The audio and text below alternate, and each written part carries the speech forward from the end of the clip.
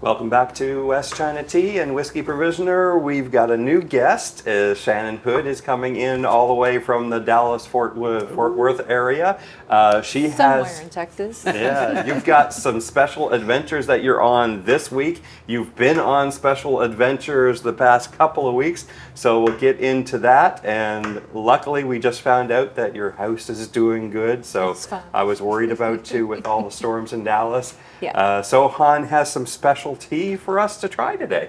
Well, I heard you had special whiskey, so I was like, well, I gotta show up. I gotta match the special whiskey with some special tea. Which one of those two were we gonna do first?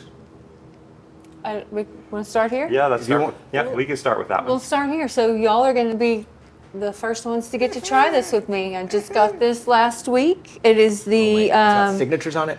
Oldest Jim Beam product they ever put out. It's a 20-year-old Jim Beam, coming in at 109 proof. And yes, I got Freddie, Fred, and Baker Beam signature on there. There's Freddie and Fred. Yeah. Freddie is the 8th generation. He's the youngest one right now. Fred No is master distiller right now. God. Baker Beam is a family member. Who we also have a product, one of his products here. Wow. So yeah, so we're gonna drink some 20-year-old Kentucky bourbon to start off with. I am very excited about that. What a treat. I brought some old tea because I knew you were gonna serve some old whiskey, so I brought some old tea. This is a Zhuan, which is a brick. The reason it looks all chunked up like this, here, you can check it out. It's not gonna smell like much until I warm it up. But yeah, it's a pressed tea, it's a fermented tea, it's an aged tea. This is from 1999. And it is definitely one of the oldest teas that we have. And the type of tea it is called Zhuan. And it's from a place called Hunan. Here's China. Over here.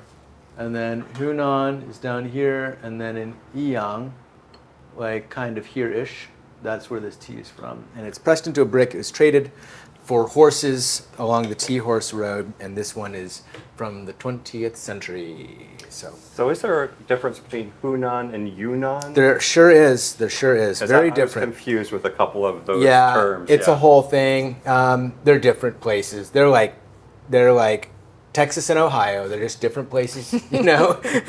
They really have nothing to do with each other except that they sound alike and they're in the same country. But so would it be similar to brought back a Pu'er tea? Yeah, very much in a like brick. that. Yeah. Yep, exactly.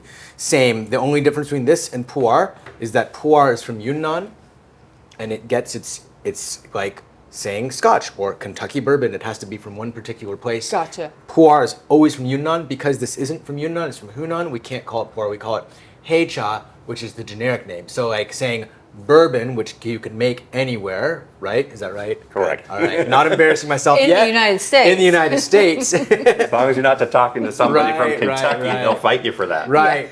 Right, exactly. But they're learning. but this falls outside of that designation that would make it Pu'er, and the plants that are used are a little bit different.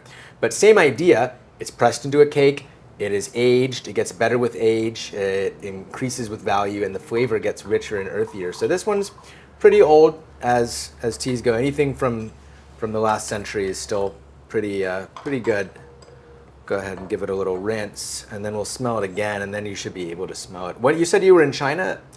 I was in China back in 2008. It was. I was there in 2010. Was this tea being Not yet. aged? This tea was already old when you got there.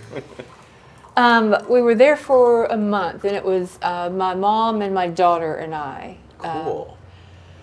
Randomly, a friend of the family had won a 2-week trip that was sponsored by Peking University, so we were going to be staying there on campus for 2 weeks.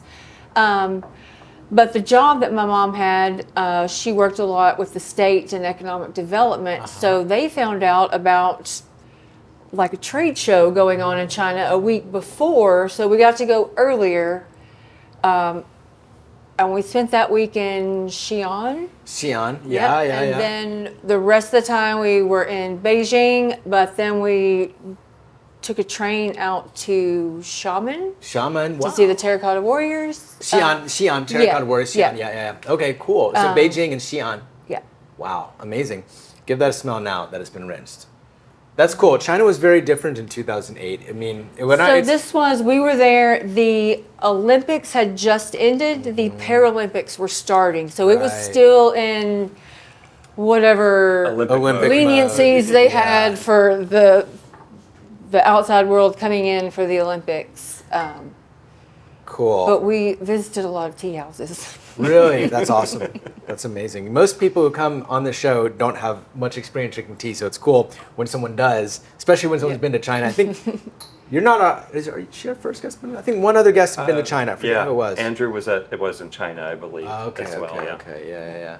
But, Cool. Telling The Richard lost before, there was many times in there I was having to be like, no more tea, I'm drowning.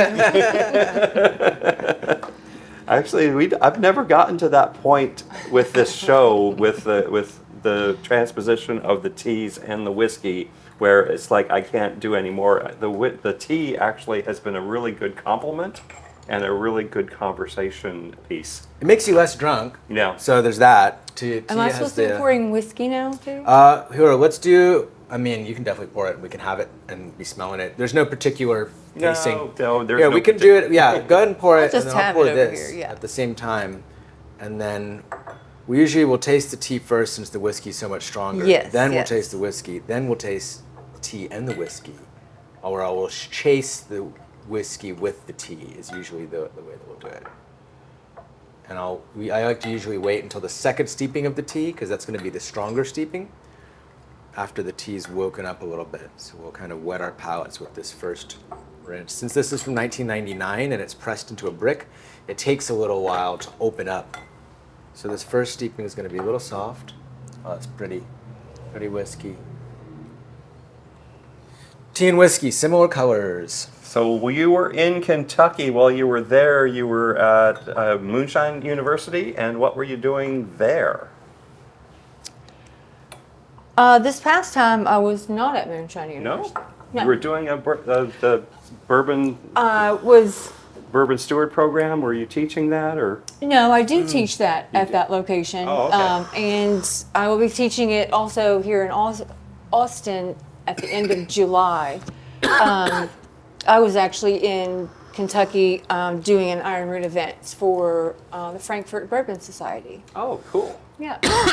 So why is it that Kentucky is so strongly associated with bourbon? It is the birthplace of bourbon.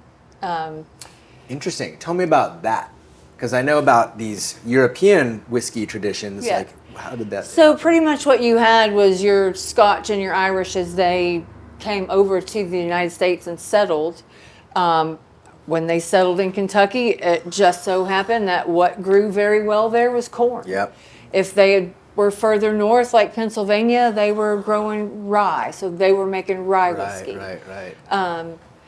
And it was really just kind of, the area Kentucky is in was just kind of the perfect storm. It's the perfect fertile soil. The corn grew well. Yeah. So you had excess corn. And what did they do with their excess grain? They distilled it because they didn't have other great ways of storing it. And that product that made its way out eventually in barrels down the river to New Orleans. Down to Bourbon Street. To Bourbon Street. Now, was it called Bourbon because it was Bourbon Street, or was it called Bourbon because the barrels were stamped with Bourbon County where they had originated, or was it... Wait, where's Bourbon County? In Kentucky.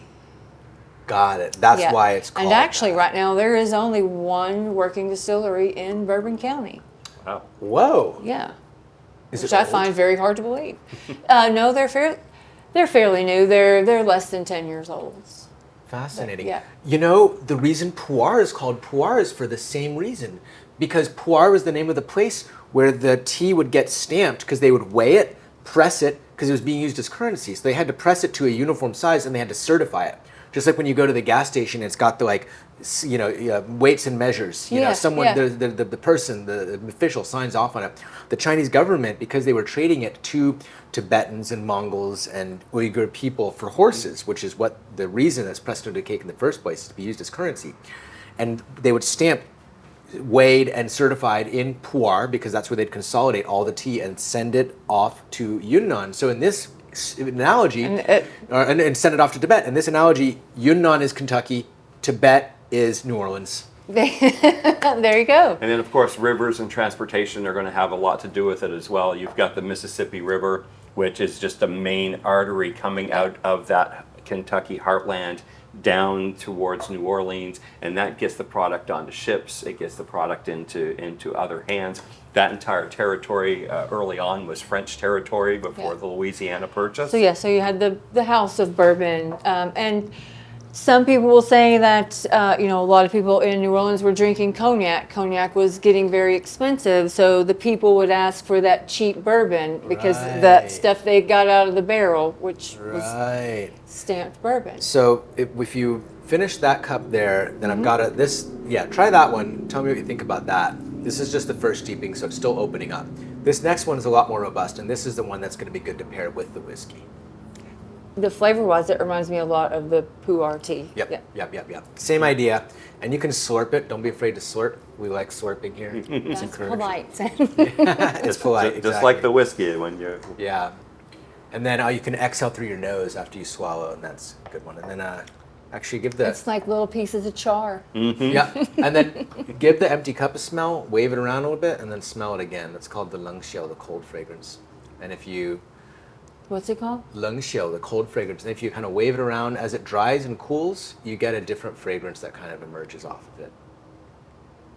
Oh, it's earthy and meaty now. But there's also a very sweet, sweet note to it. Yeah, it gets this sweet note emerges that's not really there when you're just tasting the tea. It's a different note that comes in there. And the same thing. It's funny how, like, whiskey. mouthfeel wise, it's super drying, like you would get in a oakier, more tanniny whiskey. And that's gonna, that earthiness and that oakiness is going to be a little bit different than what you get in pu'er. Pu'er, you get a little less tannic, a little bit more of that loamy, earthy. This, you do get more of those lumber notes. Yeah. Well, cool. Now is a great time to try the whiskey, which I'm super excited about. So what is the name on the front? James Beam? James Beam. So this was a collaboration. June 14th is National Bourbon Day. Okay. So all of that week is Bourbon Week. And in Kentucky, they do a lot of events that week. One thing they do is called the Bardstown Bourbon Collection. So it's mainly distilleries in and around Bardstown. And they all pick a special product, let Bardstown Bourbon Company bottle it. So it's all in the same packaging, and they're released on different days of that week. So you can try to collect them all, or this was the one in the collection that was most important to me. So this is the one I sat in line for. What made it important to you? So Jim Beam is really kind of where I started my whiskey journey. A lot of people talk about, drinking with their grandfather when they were little. Most people in my family were not big drinkers. My dad's mom, who was single, and we moved around a little bit, but she would always follow us. So I spent a lot of time with her growing up. And every night she would go into the kitchen and make her highball. And then she would come sit on the couch, and I would sit with her, and she would let me sit. Later in life, I learned that she was not drinking a highball. She was drinking straight Jim Beam. So starting at 5, I was drinking straight Jim Beam with my grandmother. So when Jim Beam put out their oldest product, I thought I should collect that. And the proof point, you said, smells was, great. What, 115? 109. 109. Sorry. It smells like someone's grandma's house. Yeah. There's a lot of, there's even like a perfume in the air as well. Dusty florally. Yeah. Did your grandma smoke? She did. Yeah. Oh man, thank you for sharing this. This is awesome. it And is. so this was in a barrel for 20 years. Is that what that means? Yes. Wow. Crazy. In Kentucky. Yeah. It's been In sitting Kentucky, in Kentucky that yeah. whole time. Because we're talking about, last time we were talking about Texas whiskey and how the dynamics are different because it's hot. Well, you'd have to do a lot of babysitting on that barrel to get 20 years out of it. Right, because it would just be all It would be tarry. gone. Yeah. Oh, it would probably just be gone, right? It would just be evaporated. Yeah. Yeah. Beautiful, beautiful. Such a cool thing to think that this was sitting in a barrel for 20 years. That's pretty wild. Yeah, and it's a special bottling as well. We're not. A lot of the things that we do on the show is like you're never going to find this again. Oh, I know, it's great. This is why I don't even drink whiskey off of this show, because I just feel like a chump for, especially paying for it. Paying for whatever whatever I can get at the bar, as opposed to drinking these really special, unique things with these great stories, and loving the connection you have with Jim Beam. Cool. So I had to go sit in line. I had to go about 4:30 in the morning, and there was already a few cars in front of me, but I kind of tell. I mean, I was like, even if there's 5 people in each of those cars, I'm still good. But then when they opened up and let us go in and then get out of our cars and get in the real line, and they gave us our tickets. Number 56 is an important number to me, but the ticket I got was number 56. Wow. There's a word in Chinese for that. It's called yuan fan. When you have these synchronicities happen, and it means, for the Chinese, it's like everything happens because of this like serendipity coincidence, right? And that you can tell that what you're doing is what you're supposed to be doing. You're where you're supposed to be, because those show up. Yeah, and there's actually a special type of yuan fan called cha yuan, which means tea destiny. And it's actually written up on our plaque up there. We got a little plaque up on that white one up there. It says cha yuan, because it's such a well-established phenomenon that strange coincidences happen around tea. But also, like me having a tea house, that's my tea destiny. But that's your whiskey destiny, your whiskey yuan, that you had this special connection with this bottle, this whiskey, this number, all lining up like that is really special. And you've been doing a lot of things recently, and you're going to be doing some more things this week. You're going to the Wizard Academy, and you're going to be helping out with Psalm Level 1. Oh, cool. Any excuse to spend time out there, I will do it. And you're at Psalm Level 4 right now? I have completed 3. 3. So, yes, my next step would be Psalm 4. 4, yeah. Cool. Yeah, that's awesome. That's awesome. So I'm going to do this now. I'm going to drink the whiskey, and I'm going to chase it with the tea. I like the whiskey. It's not overly sweet, but it's not as tannic as I thought a 20-year-old, No. as some other 20-year-old Kentucky bourbons I have had are. Yeah. We were talking earlier about the Booker, the 7 that I brought back, and how Corey and I tried it, and it was just sharp and crisp and a little bit hot.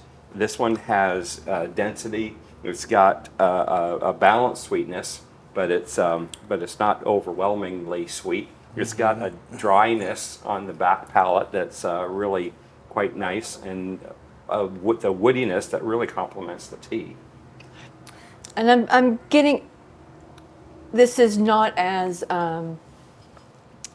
peanutty as Knob Creek's are. I know Jim Beam is known for that kind of peanutty note, but it's underlying. It's still there. It's almost like, going back to that dusty part, like I don't want to say, like a Texas Roadhouse floor full of peanut shells. Yeah. That's cool. Those are the kind of tasting notes I'm here for, though. That's the kind of tasting notes that I like. I've not been licking a Texas Roadhouse floor. But you've been pondering what it would taste like. Yeah. You can imagine. Now I've got the smell of the rolls. Is that butter? With the Is honey, that cinnamon butter? Yeah, there you go. No, it's really nice, and there's a word in Chinese where, for when when you've got wine or liquor in a barrel or they use ceramic in China to store baijiu, which is their liquor, but it also ages and it gets more mellow and it mellows out. And there's a word called chun, which is the stuff at the bottom of the barrel that's had a lot of time to just meld and all the flavors come together, and you can no longer necessarily pull out individual notes. They've all become one cohesive thing. Something new, but exactly. That's the thing in its own right. And then you kind of for tea we use this term, and so a tea like this, we'd say that it's hard to pull out individual notes of this tea. It's got a very distinctive character. It's not subtle, and it's definitely pronounced, and it's got something good about it, but you lose the ability to pull notes out of the flavor wheel as the tea gets older and older, and that's not considered a bad thing. That's a good thing, because it's like the example I always use is gumbo. You've got a gumbo day 1 is not as good as gumbo day 3. It's sitting in the fridge, all the flavors melding together. It's more chun, and so I feel like when I drink a good aged, barrel-aged, whiskey like this, that rarely do I get to drink ones that are this old, but that's what I find is that, like, maybe I'm not pulling out a bunch of different adjectives, but I do get this really whole holistic, distinctive character, which I get from this. Yeah. We did Psalm level 2 together. Yeah. I think our class was like 5 people. Like Eric Waite was there. Yeah. You were there. I think Emma Kahn might have been there. She as was, well. because her and I did 1 and 2 together. And then Bo Bozard was there, and he had not visited the academy in like 5 years or so, and he was in the same class. But you were talking about jambalaya, gumbo, stuff like that. And this guy, when he told the story, it's like that country gentleman that walks in. Oh yeah, he had I has knew a what it was way. like to be in his car on a fishing trip and eating meat sticks and cheese crackers out of the floor of the pickup, and yeah. But he's got that deep voice. But when he talks where everybody stops, and there's something important about to happen. And so on his trip from Florida through Louisiana, he ended up seeing a sign on the road, and he says, I wonder what's down that road. So he just took the exits, I got plenty of time, and went down this road to a certain gas station, and he walked into the gas station, and somebody came in with meat and put it into a pot in the back of the gas station. And he says, what's that? And everybody's sitting there going, so they turn around and they told him, that's our endless gumbo. And it's like everybody comes in and they put a little bit of, I want to try that. And just the way he related that story, it's like you were there, and this was like the most momentous thing, and tasting that gumbo was the best thing that he's had in years. And it was just, it's wonderful to hear people who are able to relate a story like that. Okay, cool. That's awesome. I thought that was going to be like a fried green tomatoes, like cannibalism story. Cannibalism, yeah. I'm glad that it wasn't that. I'm also a little disappointed, but I'm mostly glad. But endless gumbo is cool too. Endless gumbo is cool too. Are we going to be reading tea leaves at the end? We can. I'll make some stuff up. I'll look at him and tell you. Looks like a dragon. I see ya. Yeah. I like this tea. Yeah, I think they go very well together. They do. They're not bad. They're not bad. They're very similar profiles. Usually, I feel like the best pairings are ones that complement each other and they're a little bit different. But this is a kind of a study in this profile of this like woody, earthy, aged, twin kind of unified character profile. It's a beautiful whiskey. It's very. I don't know what the word I want to use for it. It's just very dignified. It's a very dignified whiskey. The floral notes complement each other as well on both the tea. But now I'm getting, towards the end of this glass, I'm getting a lot more caramel on the bottom of the glass. And I like that. I generally want like less sweet in my bourbon, but after I'm done sipping my bourbon, I do want to like lick my lips and get like that burnt sugar, like top of a creme brulee taste. So that's very satisfying for that. Yeah. So you're definitely a bourbon person. Yes, Yeah. I am. Most of the Now, posts and things I see. Scotch and I are becoming friends. Okay. Yeah, and I've even been on some Kentucky trips and sent Daniel random odd scotches I'm drinking and been like, I don't know who I am anymore. What have you turned me into? We've been going on quite a few rye adventures and have been finding we went deep. We took a walk in the rye last time. Yeah. Walk in the rye. Yeah. And actually you're our first, like, as far as I know, you're the first person who's like, not just about like one, Texas bourbon, but also goes to Kentucky, guest-wise, as far as like being like a bourbon person who was like, it's not just about Texas whiskey and it happens to be bourbon. It's like, this is about bourbon. You Yeah. know what I mean? Yeah. Which is cool. And I'd say bourbon is bourbon and Irish whiskey are the ones that I know the least about and have the least, knowledge about. I've definitely drank plenty of bourbon and Irish whiskey, but in the show we've done a lot of Scotch and, with Whiskey Tribe stuff, I've done a lot of other stuff, not focusing as much on these. So bourbon's corn. It has to be at least 51% corn. 51%. And is it ever all corn? It can be. What's this? This is probably around 73% corn. And then Yeah. This is going to be a rye, 12 Rye. to 13% rye, and then some barley. malted barley. Nice. Yeah. Nice. So this is Nice. a rye-based bourbon. Got it. And Yeah. is there what about the barrel? Does the barrel have to be any kind of way? Just has to be new charred oak. New charred oak. So yes, it's Any not a used kind barrel. of oak. I mean, I would say 99% of the time American oak is used, but it Why doesn't not? have to be. It just has to be oak. American oak is just available, bringing It's in. widely I- available. I'm It is usually- if it's yeah. cut properly. It Right. is watertight. It's Right. it has all those lignin, vanillin that you get those vanillas and caramel flavors from. Our friend Mitch Weddle was a lumberjack, and he ended up on a podcast with Jesse Wilson from Still It, or Chase the Craft. And Jesse reached out to me and says, who do we know that knows a lot about wood? And I basically Andrew. hooked him up with Mitch Weddle. Oh. And his parents were coopers for Brown Foreman. He started off as a cooper for Brown Foreman. Huh. So a lot of the things that you learn about wood has everything to do with the grain and how straight the tree grows. So people have asked, can you use some of the oaks here in Texas? You need to have a pretty straight tree, and we don't grow them straight. We grow them crooked around All here. like this, yeah, they're yeah. all over the place. I'd be interested to try that. Balcones just came out with a whiskey that is aged in Texas live oak Huh. barrel. Huh.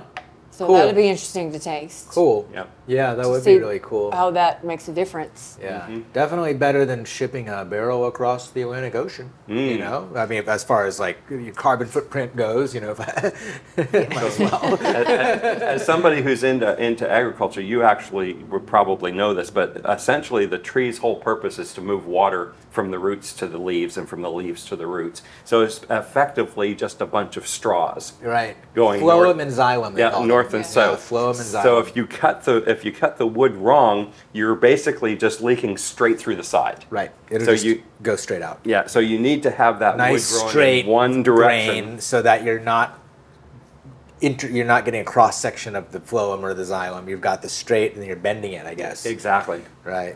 Yeah, so that's what makes these things watertight. Also, adding liquid is going to swell it up so that the container ends up staying closed. So all of those things are very important in the production of a barrel and making that work. So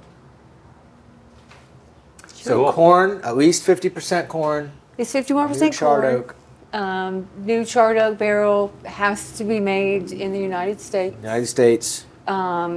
It's Hawaii counts. on- Hawaii counts. Alaska. Yep. Or any territories where it's legal Guam. to distill in. Puerto Rico. yeah, Going into the barrel has to be no higher than 125 proof.